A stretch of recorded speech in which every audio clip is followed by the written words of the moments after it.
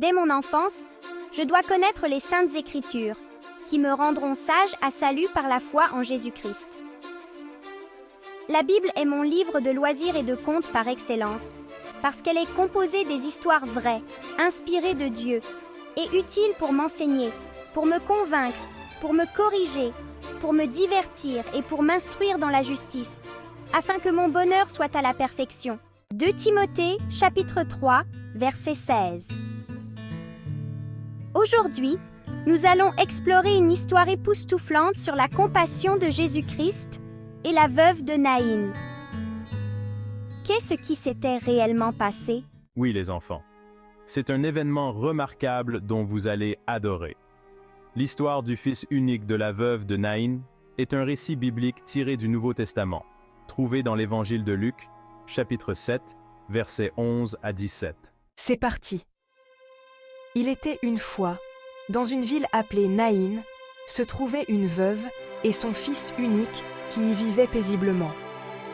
Jésus, dans sa mission, décida d'aller à Naïn, accompagné de ses 12 disciples.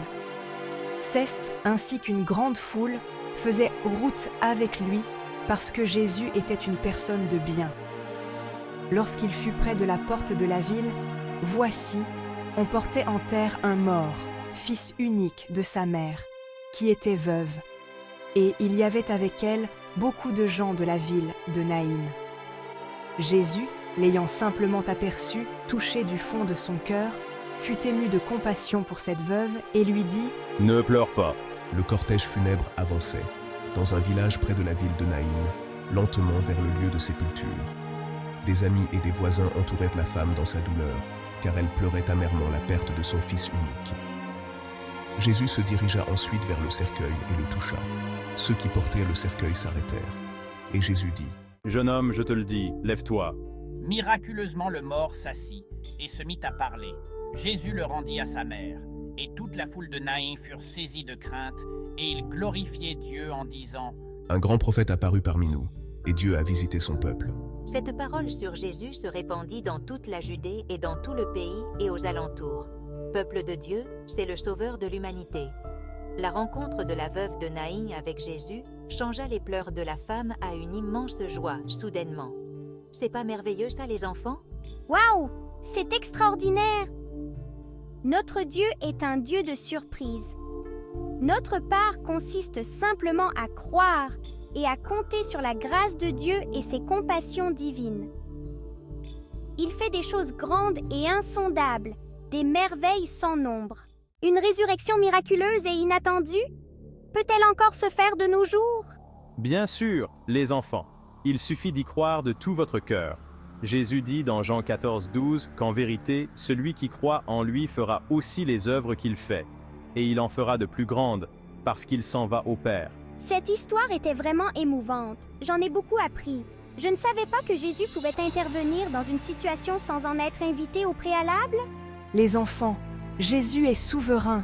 Le livre d'Ésaïe, chapitre 59, verset 16, nous dit que même quand Dieu voit qu'il n'y a pas un homme qui intercède, il s'étonne.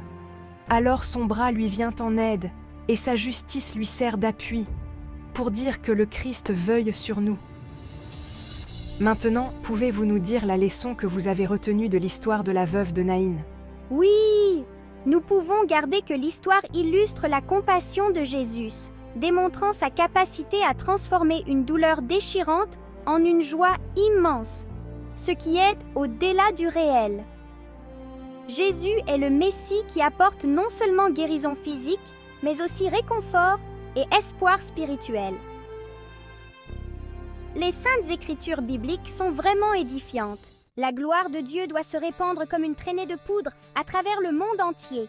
C'est génial, les enfants. Nous vous remercions pour votre admirable attention. Merci infiniment à vous aussi. Nous avons hâte d'en savoir plus sur des histoires vraies de la Bible comme celle-ci. Au revoir! À très bientôt, les enfants, pour une nouvelle aventure biblique.